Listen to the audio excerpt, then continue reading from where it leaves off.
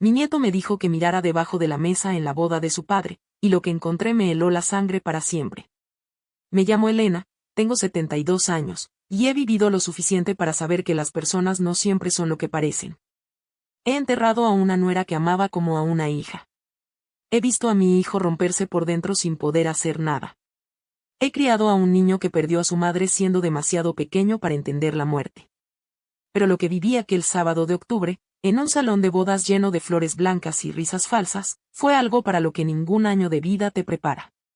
La boda de mi hijo Rodrigo era el evento del año para nuestra familia. El salón estaba en Valencia, decorado con gardenias blancas y luces cálidas que lo hacían parecer un sueño. Las mesas brillaban con manteles de lino, copas de cristal y centros de flores que costaron más de lo que yo gané en un mes trabajando de joven. Todo era perfecto. Demasiado perfecto. Y yo, sentada en la mesa número 8 junto a mi nieto Mateo, de 7 años, intentaba convencerme de que ese día era un nuevo comienzo para nuestra familia. Mateo tenía en sus manos su cochecito rojo de juguete, el mismo que llevaba a todas partes desde que tenía 4 años. Lo empujaba despacio sobre el mantel blanco, haciendo un suave sonido con la boca, ajeno a todo lo que ocurría a su alrededor. Lo miré y sentí ese amor que solo una abuela puede entender, ese amor que duele un poco porque sabes todo lo que ese niño ha sufrido sin merecerlo. Rodrigo, mi hijo, estaba radiante al otro lado del salón. Vestía un traje azul marino y sonreía a los invitados con esa sonrisa que no había visto en él desde antes de que muriera Isabel, su primera esposa y madre de Mateo. Isabel era una mujer buena, de esas que ya no se encuentran. Dulce, trabajadora, siempre con una palabra amable para todos.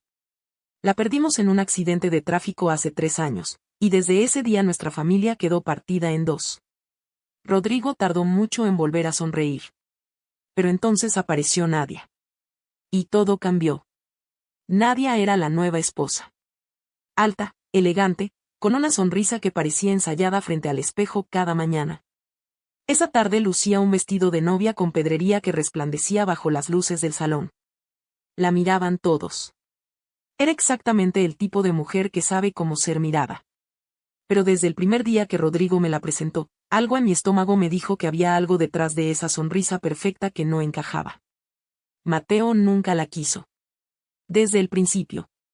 Los niños saben cosas que los adultos nos negamos a ver.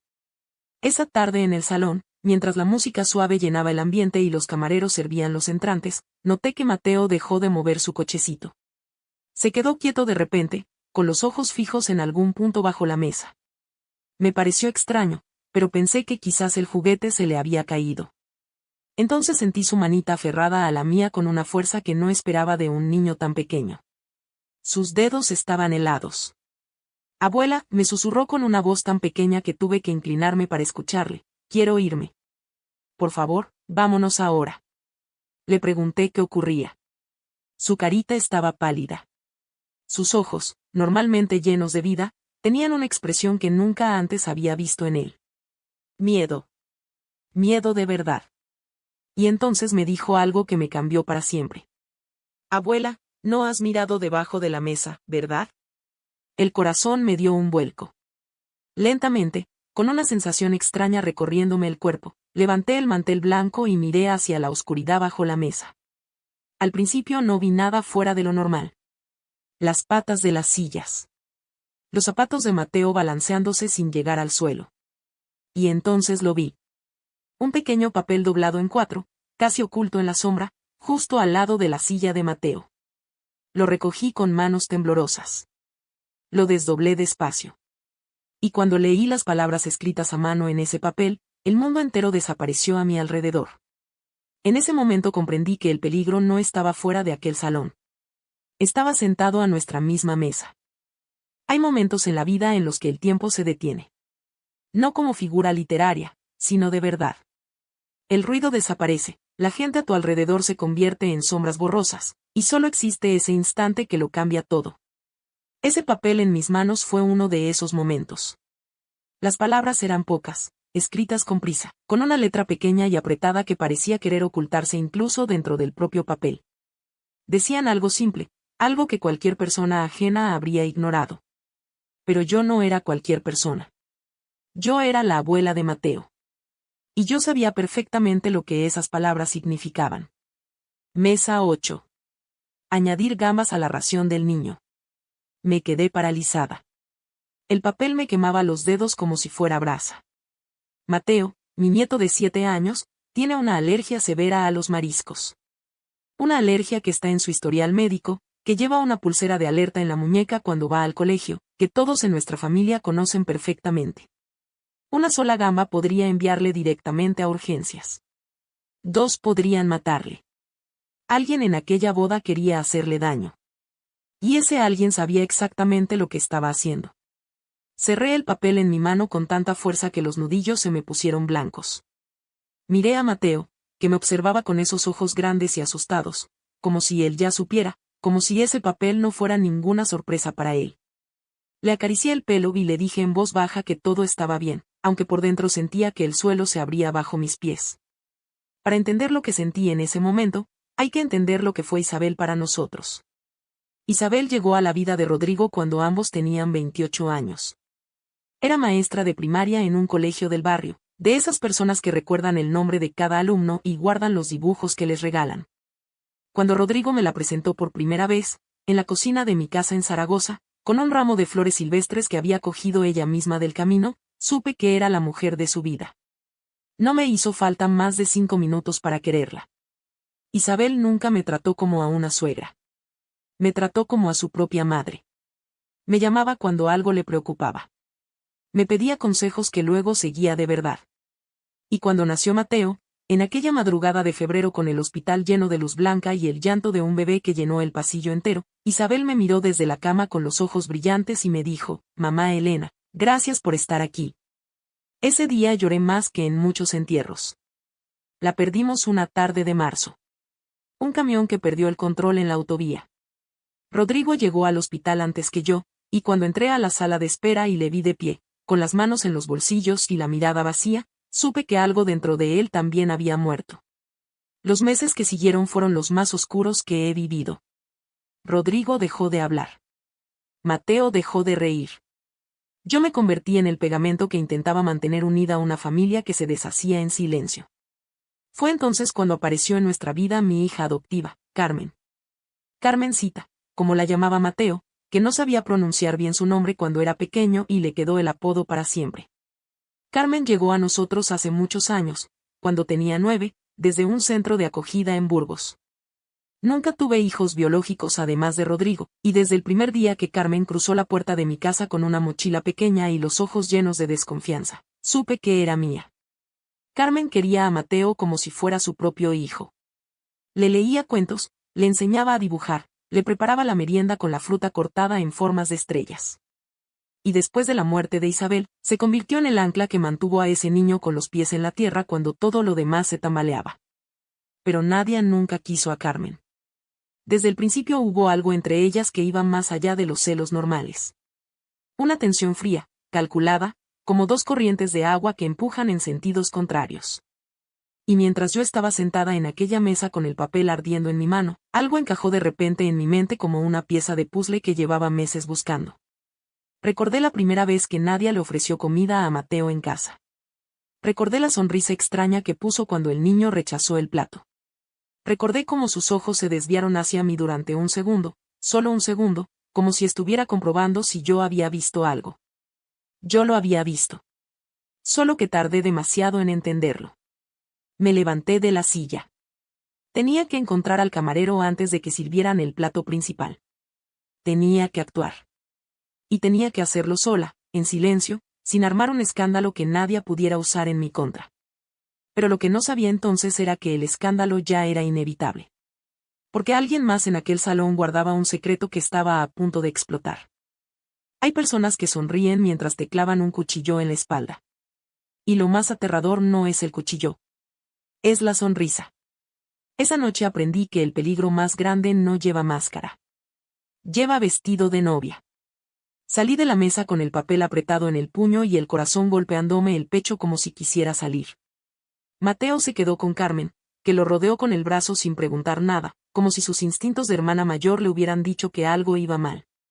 Le lancé una mirada a Carmen antes de alejarme y vi en sus ojos que ella también lo sentía. Es el sexto sentido que tienen las personas que han aprendido a leer el peligro desde pequeñas.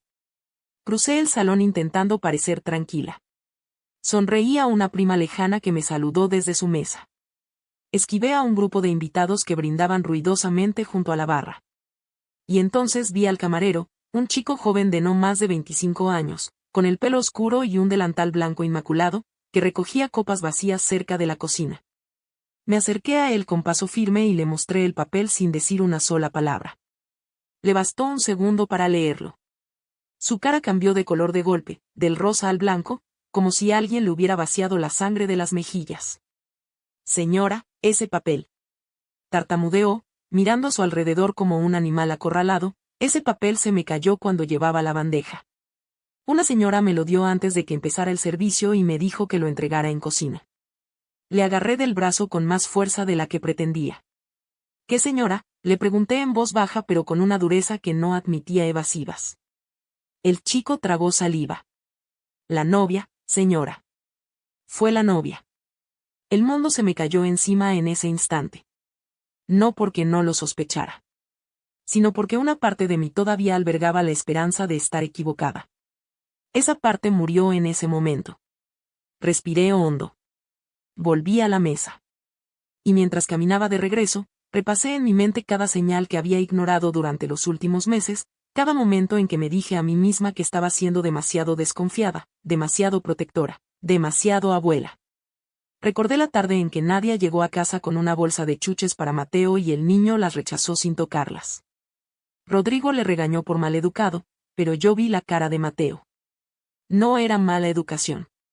Era miedo. Recordé el día del cumpleaños de Mateo, cuando Carmen llegó con una tarta de chocolate hecha a mano y Nadia apenas le dedicó al niño una palmadita en la cabeza sin mirarle a los ojos. Recordé la tarde en que escuché a Nadia hablarle a Mateo en la cocina con una voz que no era la voz dulce que usaba delante de Rodrigo. Era una voz fría, impaciente, que cortaba como un filo. Cada recuerdo era una pieza. Y el puzzle, por fin, estaba completo. Cuando volví a la mesa, Carmen me miró fijamente. Sin que yo dijera nada, se levantó despacio y se acercó a mí. Elena, me susurró usando mi nombre, algo que solo hacía cuando la situación era seria. Llevo toda la tarde observando a Nadia. Hay algo que tienes que saber. Me contó entonces algo que me dejó sin palabras. Esa misma mañana, antes de la ceremonia, Carmen había ido al hotel donde se preparaba la novia para dejar un regalo. Nadia no la esperaba. Y sin querer, Carmen escuchó una conversación que Nadia mantenía por teléfono en el cuarto de baño con la puerta entornada. No escuchó todo, pero escuchó suficiente. Escuchó el nombre de Mateo. Escuchó la palabra alergia. Y escuchó una risa que no tenía nada de alegre. Carmen no me lo había dicho antes porque no quería arruinar la boda de Rodrigo sin estar completamente segura. Pero ahora, con el papel en mi mano, ya no había duda posible. Me senté. Puse el papel sobre el mantel blanco y lo miré fijamente durante 3 segundos que parecieron 3 horas. Luego tomé la decisión más difícil y más necesaria de mi vida. Me levanté. Y en voz alta, con una claridad que cortó la música y los murmullos y las risas de todo el salón, dije las palabras que nadie en aquella sala esperaba escuchar. El silencio que siguió fue absoluto. Rodrigo se giró desde el otro lado del salón con la copa a medio camino de los labios. Nadia dejó de reír. Y Mateo, mi pequeño Mateo, me miró con unos ojos que por primera vez en toda la tarde no tenían miedo. Pero lo que nadie en aquel salón sabía todavía era que la verdad más devastadora de la noche no la iba a revelar yo. La iba a revelar alguien que nadie esperaba. Hay verdades que duermen durante meses bajo capas de mentiras bien construidas. Y cuando despiertan, no lo hacen en silencio. Lo hacen como un terremoto que sacude los cimientos de todo lo que creías conocer. Esa noche, en aquel salón de bodas lleno de flores blancas y copas de cristal, la verdad despertó. Y lo destruyó todo. Las palabras que pronuncié resonaron por todo el salón como una piedra lanzada contra un espejo. Levanté el papel en mi mano y pregunté con voz firme y clara quién había dado instrucciones a la cocina de añadir gambas a la ración del niño de la mesa 8. No grité. No lloré. Hablé con la calma fría de una mujer que ha decidido que ya no tiene nada que perder. El silencio fue inmediato y total. Las conversaciones murieron. La música paró. Las copas se quedaron suspendidas en el aire. 100 pares de ojos se giraron hacia mí, hacia el papel en mi mano, hacia Mateo pegado al lado de Carmen con su cochecito rojo apretado contra el pecho. Rodrigo cruzó el salón en 10 zancadas. Su cara había pasado del asombro a la confusión en cuestión de segundos. «Mamá, ¿qué está pasando?», me preguntó en voz baja, con esa mezcla de vergüenza y alarma que tienen los hijos cuando sus madres hacen algo inesperado en público. Le puse el papel en la mano sin decir una palabra. Le vi leerlo. Le vi palidecer. Le vi mirar a Mateo. Y le vi romperse por dentro con una lentitud dolorosa, como una pared que aguanta demasiado peso y cede milímetro a milímetro antes de desmoronarse. Nadia se acercó con esa sonrisa de siempre, esa sonrisa que yo ya sabía que era un disfraz. «¿Qué es todo esto?». «Algún tipo de broma de mal gusto», dijo mirando a los invitados como buscando aliados, como pidiendo que alguien la rescatara de aquella situación. La miré directamente a los ojos. «Mi nieto es alérgico a los mariscos. Esto no es una broma. Esto es un intento de hacerle daño». Mis palabras cayeron sobre el salón como un mazo. Escuché gastos de asombro. Escuché murmullos. Escuché a alguien decir en voz baja «Dios mío» desde algún rincón de la sala. Nadia soltó una carcajada forzada y se dirigió a los invitados con los brazos abiertos, como si yo fuera una anciana confundida que estaba arruinando su día especial. «Por favor, no hay ningún nombre en ese papel. Cualquiera pudo escribirlo. Esto es una acusación sin ninguna prueba». Su voz era segura, calculada, perfecta. Demasiado perfecta. Y entonces ocurrió lo que nadie esperaba. Desde una mesa lateral, junto a la ventana donde la luz de las velas parpadeaba sobre los manteles, se levantó una figura pequeña.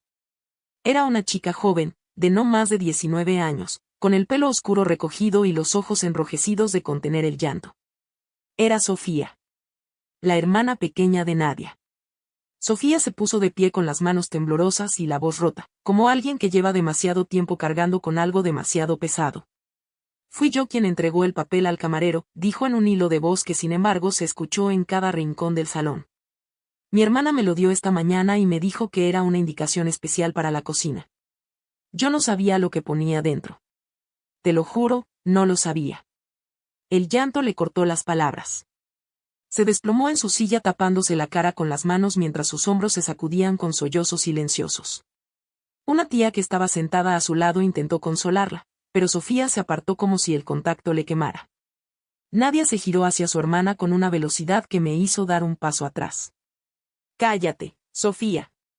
No sabes lo que estás diciendo». Su voz ya no era dulce. Era un látigo. Era la voz que yo había escuchado una sola vez en la cocina de mi casa y que nunca olvidé. Pero Sofía no se calló. Levantó la cara con los ojos llenos de lágrimas y dijo algo que partió el salón en dos. «Llevo meses sabiendo cosas que no debería saber, Nadia. Cosas sobre por qué querías casarte con Rodrigo tan rápido. Cosas sobre el dinero. Cosas sobre lo que pensabas hacer cuando tuvieras su apellido». El salón estalló. Las conversaciones se convirtieron en un rugido sordo. Rodrigo se quedó inmóvil, con el papel todavía en la mano y los ojos fijos en Nadia con una expresión que nunca antes había visto en mi hijo. No era rabia. Era algo peor. Era el reconocimiento lento y devastador de haber sido un completo idiota. Carmen se levantó entonces y habló con una calma que contrastaba con el caos del salón. Contó lo que había escuchado esa mañana en el hotel. La conversación por teléfono. El nombre de Mateo. La palabra alergia. La risa. Nadie intentó hablar. Intentó construir otra mentira. Pero ya no había espacio para mentiras en aquel salón. El camarero confirmó que fue ella quien le entregó el papel antes del servicio. Sofía confirmó que fue ella quien se lo pidió. Y las cámaras de seguridad del hotel, como señaló Carmen mirando directamente a Nadia, lo confirmarían todo. Fue en ese momento cuando la máscara de Nadia cayó por completo. No de golpe, sino despacio, como el maquillaje que se corre con las lágrimas. Su sonrisa perfecta desapareció. Sus hombros se hundieron. Y en sus ojos, por primera vez desde que la conocí, no vi frialdad ni cálculo. Vi el pánico de alguien que ha perdido la partida. El personal de seguridad del hotel se acercó con discreción pero con firmeza. Rodrigo no dijo nada. No hizo falta. Solo se apartó para dejarles pasar, y ese gesto, ese simple gesto de hacerse a un lado, fue la sentencia más definitiva que pudo pronunciar. Mientras Nadia salía del salón escoltada entre miradas de horror y vergüenza ajena, yo me arrodillé frente a Mateo y le tomé la carita entre las manos. El niño me miraba con esos ojos limpios que tanto se parecen a los de su madre. ¿Se ha ido ya, abuela?, me preguntó en un susurro. Sí, mi amor, le respondí con la voz quebrada. Se ha ido para siempre. Pero lo que ninguno de los dos sabíamos en ese momento era que la noche todavía guardaba una última sorpresa. Una que no tenía nada que ver con Nadia. Una que cambiaría el rumbo de nuestra familia de una manera que yo jamás habría imaginado. Hay noches que te rompen. Y hay noches que, después de romperte, te reconstruyen de una manera que nunca imaginaste. Esa noche en Valencia fue las dos cosas al mismo tiempo. Y lo que ocurrió después de que Nadia saliera por aquella puerta fue algo que ningún guionista de televisión habría sido capaz de escribir. El salón quedó en un silencio extraño después de que se la llevaran. No era el silencio incómodo de cuando algo sale mal en una reunión. Era el silencio denso y pesado de las personas que acaban de presenciar algo que no saben cómo procesar. Los invitados se miraban entre sí. Algunos pedían la cuenta discretamente. Otros se quedaban sentados sin saber si marcharse era lo correcto o lo cobarde. Rodrigo estaba de pie en medio del salón como un árbol al que acaban de arrancarle las raíces. Seguía con el papel en la mano. No lo había soltado en todo ese tiempo. Le miré desde lejos y sentí por él un dolor que solo entienden las madres, ese dolor de ver sufrir a tu hijo y no poder absorber su dolor aunque darías cualquier cosa por hacerlo. Me acerqué a él despacio. Le puse una mano en el brazo. Rodrigo levantó la vista hacia mí y vi en sus ojos algo que me partió el corazón en dos. No era rabia contra Nadia. No era vergüenza ante los invitados. Era culpa. Una culpa enorme y aplastante dirigida hacia un solo lugar. Hacia Mateo. Mamá, me dijo con la voz rota, mi propio hijo me avisaba y yo no le escuché. Mateo me lo decía con sus silencios, con sus caras, con todo. Y yo estaba demasiado ciego para verlo. No le respondí con palabras. Le abracé. Y Rodrigo, mi hijo de 42 años, ese hombre que había intentado ser fuerte desde la muerte de Isabel, lloró en mis brazos como no lo había visto llorar desde el día del entierro de su esposa. Fue entonces cuando ocurrió algo que no esperaba ninguno de los presentes. Carmen, que había estado sentada con Mateo en la mesa, se levantó despacio y caminó hacia nosotros. Llevaba a Mateo de la mano. El niño tenía el cochecito rojo bajo el brazo y miraba a su padre con esos ojos grandes y serios que hacían que pareciera mucho más mayor de lo que era. Cuando llegaron a donde estábamos, Mateo soltó la mano de Carmen, se acercó a Rodrigo y le abrazó por las piernas sin decir una sola palabra. Rodrigo se agachó y lo recogió en brazos. Y mientras sostenía a su hijo contra el pecho, cerró los ojos y permaneció así, quieto, durante lo que pareció una eternidad. Los pocos invitados que quedaban en el salón miraban la escena en silencio. Alguien lloró en un rincón. Yo también lloré, pero no de tristeza. Lloré de alivio. Pero la sorpresa de la noche todavía no había llegado. Carmen se quedó de pie a 1 metro de Rodrigo, con las manos juntas y la mirada baja, como si de repente no supiera qué hacer con su propio cuerpo. Rodrigo dejó a Mateo en el suelo, se incorporó, y miró a Carmen durante un momento largo y silencioso. Yo conocía esa mirada. La había visto antes. Era la misma mirada que le había visto poner cuando hablaba de Isabel al principio, antes de que el dolor lo cubriera todo. Carmen, dijo Rodrigo con una voz tan baja que casi no llegué a escucharle, ¿cuánto tiempo llevas protegiéndonos sin que yo me diera cuenta? Carmen levantó los ojos hacia él. Y en ese instante, algo que había estado escondido durante años apareció en su cara con una claridad que no dejaba lugar a dudas. No era solo el amor de una hermana. Nunca lo había sido. Desde el principio, respondió ella en un susurro. Rodrigo asintió despacio. Y entonces hizo algo que me dejó sin respiración. Le tendió la mano.